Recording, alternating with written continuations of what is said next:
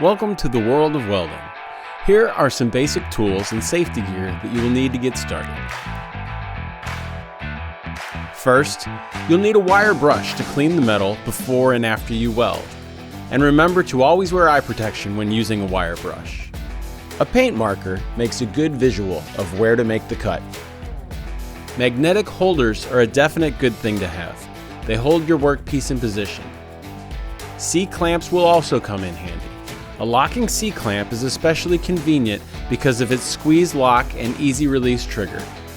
To cut your welding wire to the correct length, a pair of MIG welding pliers should be added to your tool list. And finally, once you're finished welding, a chipping hammer is needed to chip away the slag. Now that your workpiece is ready to weld, let's talk about the gear that will keep you safer when welding. Here's what you will need.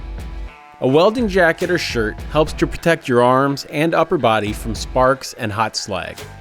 A welding cap or do-rag helps to protect your head and neck from sparks and slag. Safety glasses, even when wearing a helmet, are necessary to protect your eyes from flying particles. Gloves made for welding to help avoid burns, cuts, and scratches. A welding helmet will protect your eyes, face, and neck during welding. And finally, wear pants with no cuffs and leather boots that cover your ankles. You are now ready to weld.